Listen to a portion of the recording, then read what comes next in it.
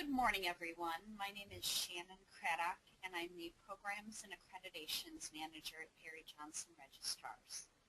Welcome to today's webinar, an overview of AS9104-1, which has been organized into a frequently asked questions format. We're going to be holding all questions until the end of the presentation. In addition, all participants have been muted, so please use the chat feature to type in any questions that you may have, and I'll answer as many as possible at the end of the broadcast.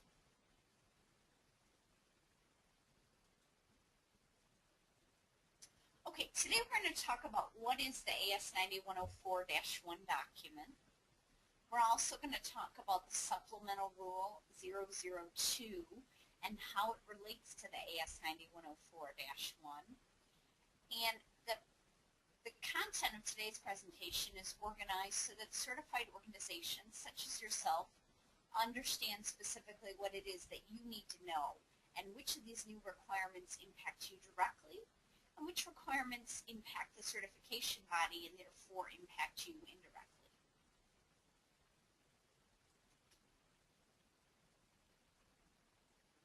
AS9104-1 contains requirements for aviation, space, and defense quality management system certification programs. This document was issued in January 2012, and it supersedes the current version of the 9104 document, which is the Rev A version.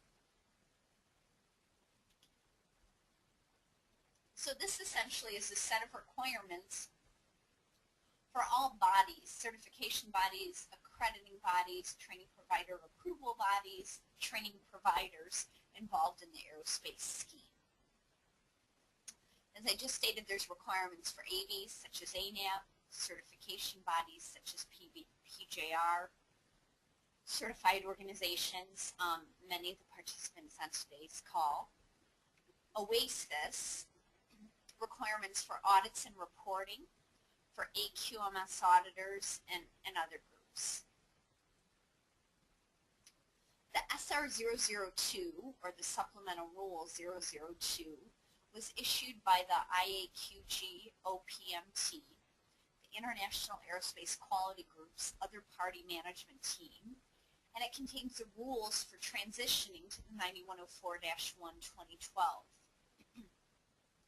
Just like the standard itself applies to a number of entities, the Supplemental Rule prescribes requirements for the following stakeholders: accreditation bodies, certification bodies, AQMS standard certificated organizations, again, many of the participants on today's call, and others. If you haven't done so already, I'd strongly encourage you to purchase the AS9104-1. You can purchase it from SAE.org, and the price is only $66 for non-members. That's in US dollars, and even less if you are a member of the organization. You can download the SR002 for free from the OASIS main page. In fact, if you go to OASIS before you even log in, it's over on the right-hand side, just a quick double-click away. These documents directly impact you, the certified organizations. Again, it's important that you understand the requirements that impact you and that impact certification bodies such as PJR so that you can ensure that you're conforming. So what I want to do now is review excerpts from the 9104-1 document that I feel are very important and directly impact you, the certificated organization. The first is from Section 6, and this is a requirement for a certification body, but it does impact you, the certificated organization. In 6.7i, the CB, such as PJR, is required to ensure that the client has established an OASIS database administrator. We need to verify at surveillance and recertification audits that the certified organization's current administrator is identified. We will suspend your certificate or delay issuance of a new one if you fail to maintain an OASIS database administrator. Hence, for the audit, we're not simply going to say, do you have an OASIS database administrator? We want to verify that person. We want to talk to them. We're going to ask them to log in to to OASIS in real time as we're witnessing or auditing them, and ask them to navigate through certain parts of the system. So it's important that the OASIS database administrator is a currently employed person in your organization. It's important that they know how to log in and navigate through the database.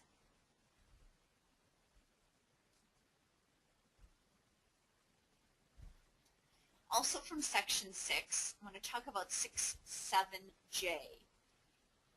If it's determined that a special short notice audit is necessary, we need to complete this within 90 days from receipt of a complaint. So if we get a complaint about any certificated organization, typically through the OASIS feedback loop or through a phone call from one of your customers, we're required to schedule a special short notice audit within 90 days. Now sometimes it just so happens that your surveillance is coming up within this 90-day time period, so we'll combine the two activities, but if not, we will be doing a special short notice audit at your cost to investigate the complaint.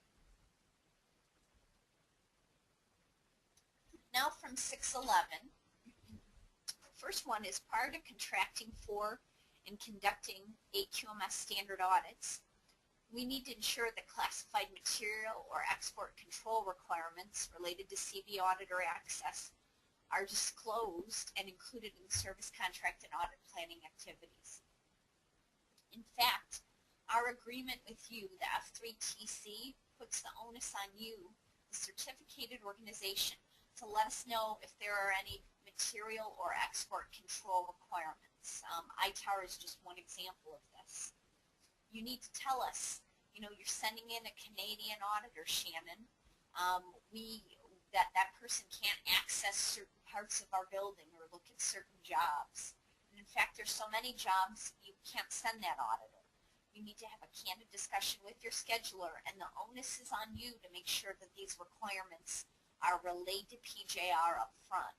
If you're not sure if you have ITAR requirements, you need to get with your customers. In fact, Boeing has told us that 99.9% of their work has ITAR requirements. So if you're a supplier to Boeing and you don't know anything about ITAR, that should be a red flag for you. Also in 6.11, the scope of certification shall not include processes that weren't audited to sufficient depth to verify the organization's conformance. Where we can audit processes for whatever reason, we have to exclude them from the scope of certification. But we also have to make sure that those exclusions make sense and that they're effectively documented by the client. We will not certify your management system where the processes do not represent permissible exclusions. So if you're telling us for some reason we can't look at a set of Section 8 requirements, Section 8 does not contain permissible exclusions, we can't certify.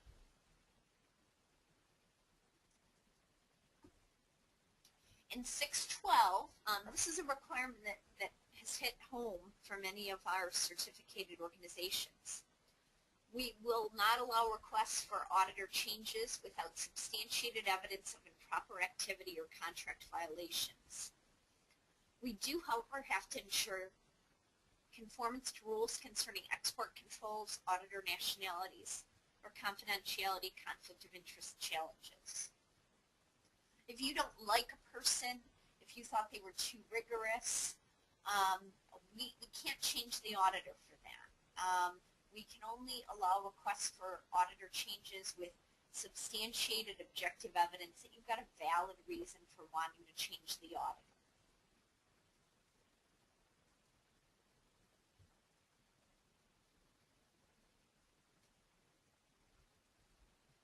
From Section 8, these are requirements for audits and audit reporting. 8.11a, PJR was required to assess your certification structure, site locations, and value streams. Back in the April-May timeframe, we sent a survey to all certificated organizations. Most of you returned the survey. Thank you very much. The purpose of the survey was to determine if you're a single site, a campus, a multi-site, several sites, or a complex scheme. If you want information on these schemes, please see Appendix B of the AS9104-1. It's up to you to tell us of any customer-specific requirements that prohibit you from being classified as a certain scheme.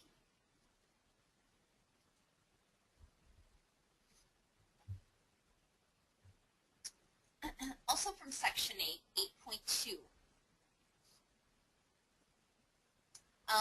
Requirements are established by the AS9104-1 for minimum audit duration, and they're based on size of the organization being audited. So for AS&D organizations, the required audit time will be taken from Table 2 of the AS9104-1 document.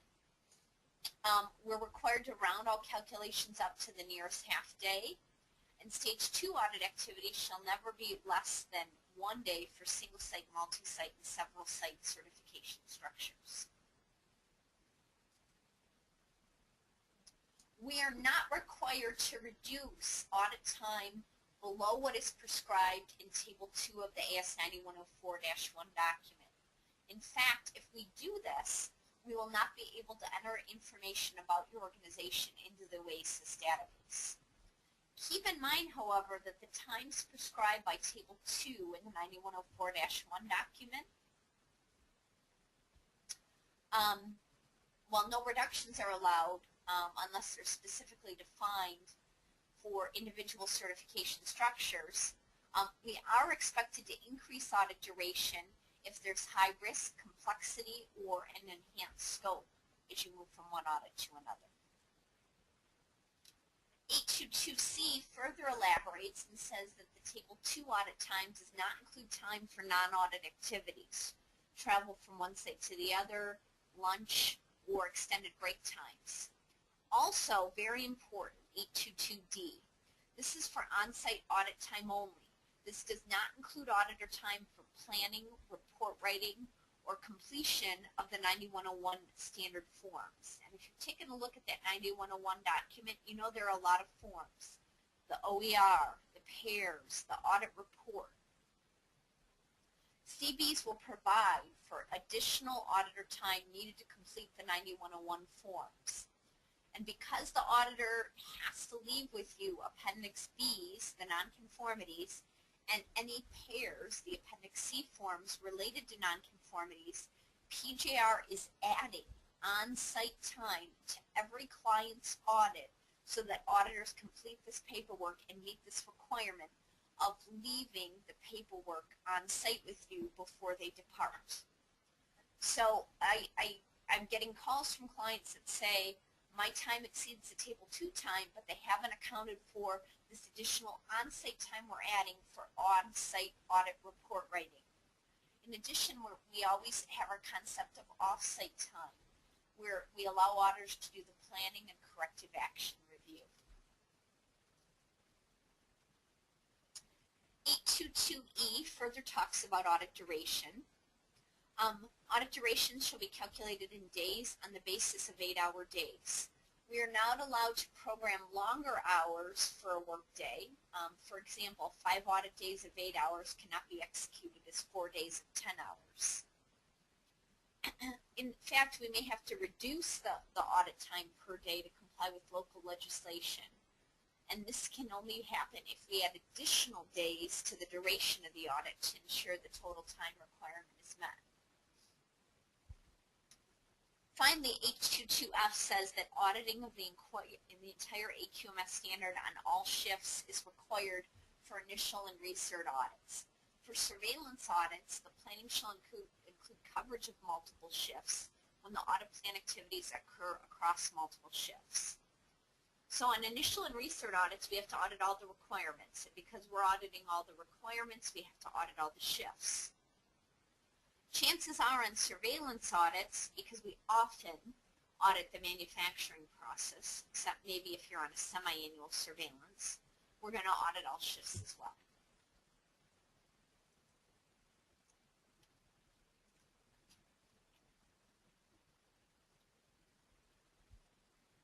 Also from Section 8, requirements for audits and reporting. 838 talks that the same audit team leader is limited to a maximum of 2 consecutive certification cycles of the client. Rotation of supporting AQMS auditors after each cert cycle is recommended but not required. This requirement is retroactive, so change-out needs to occur at recertification. So effective in 2013, if you've had an auditor for more than 2 cycles and you're due for your recert, you will be getting a new auditor.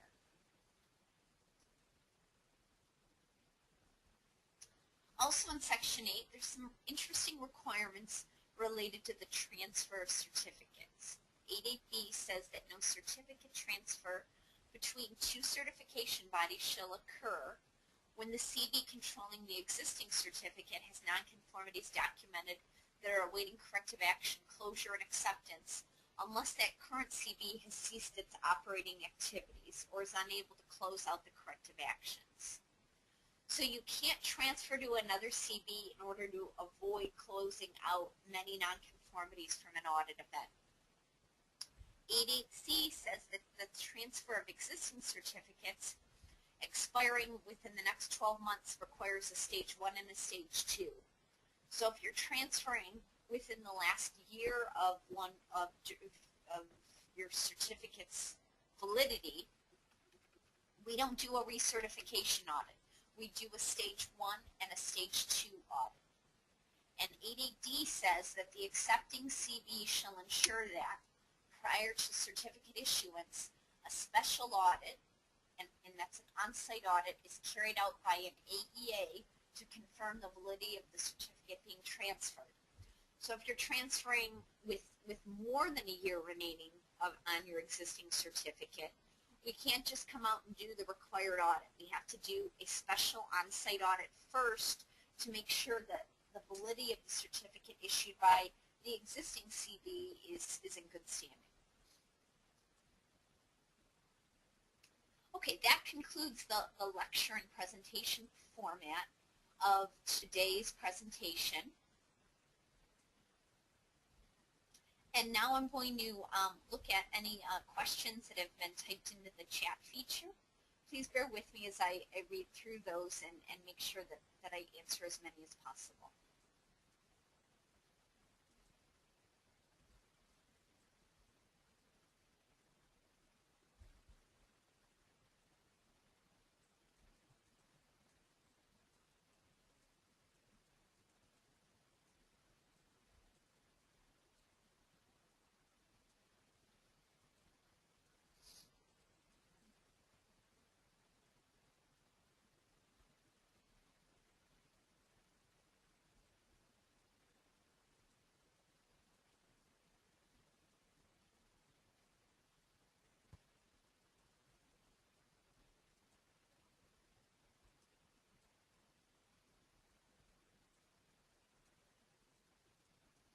Folks, I'm seeing some inquiries about the sound quality. I apologize if it was low. We've never had that type of feedback before. I'll try to speak louder.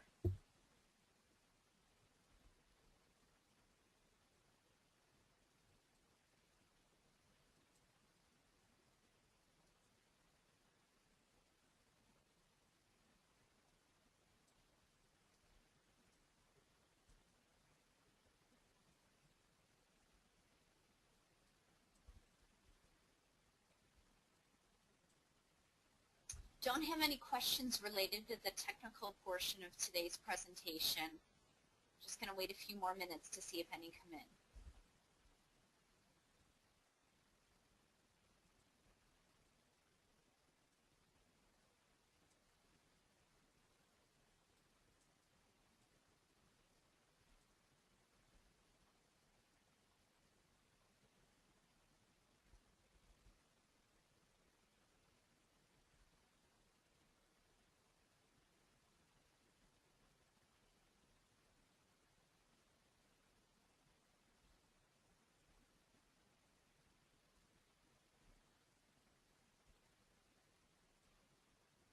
No questions yet. I'll open it up to any questions on any aerospace-related topics or any questions about the PGR accredited certification process.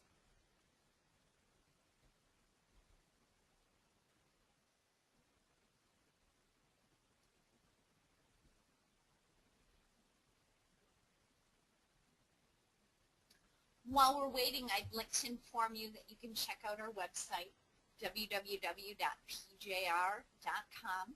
for a list of upcoming webinars. We've got some on root cause and systemic corrective action coming up, process mapping and process-based internal audits. To get the exact dates and times, please access our website. In addition, a digital recording and copies of these slides will be available on our website shortly after this presentation. I have a question coming in from Lori. If we are AS9100 certified, does AS9104 apply to our company? Yes, Lori, and in fact the intent of today's presentation was for me to review requirements that directly impact you. So the fact that CVs are required to verify you have an OASIS administrator, while that's a CV requirement, it does impact you. So AS9104 does apply to any AS9100, 9110, 9120 certificated organization in either the AAQG, IAQG, or EAQG scheme.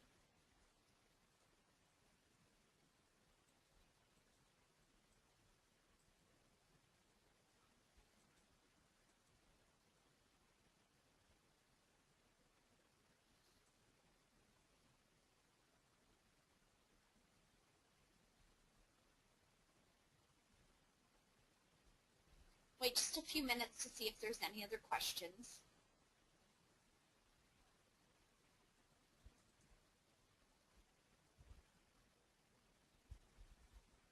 Alexander, I'm seeing that you had your hand raised.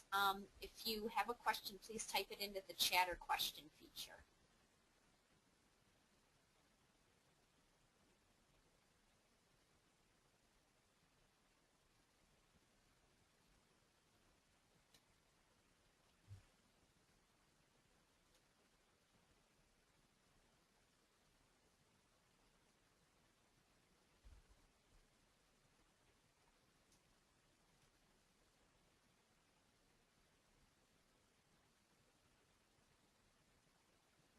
Follow-up question, the question that was asked before.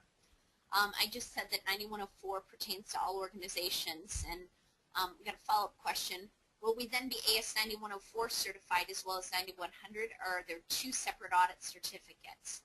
Lori, no one is, no certificated organization is certified in 9104. PJR, as a certification body, has to conform with those requirements. And the fact that we've transitioned to 9104-1 would be reflected on the ANAB website and updated on PJR status. We're currently in the process of transitioning into this set of requirements, and we will be fully transitioned by the end of the year. But no, you cannot be certified to this as a 9100 certified organization. You're just expected to conform to the requirements that impact you. A separate certificate's not issued.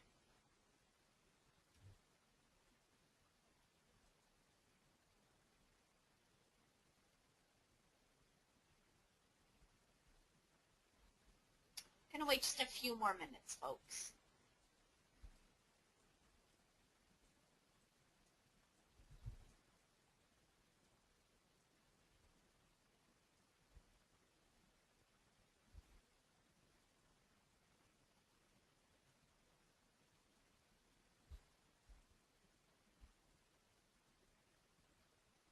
Be happy to answer any questions about aerospace or the PJR accredited certification process, so don't be shy.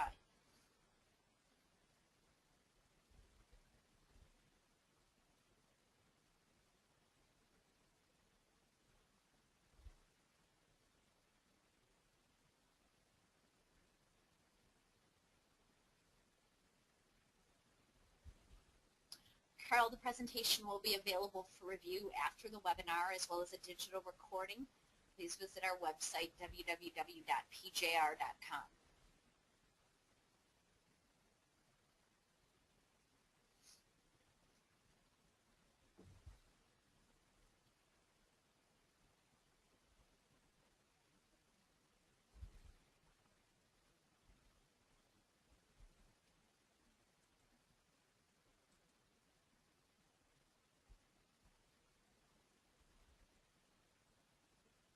going to wait about 1 more minute, folks.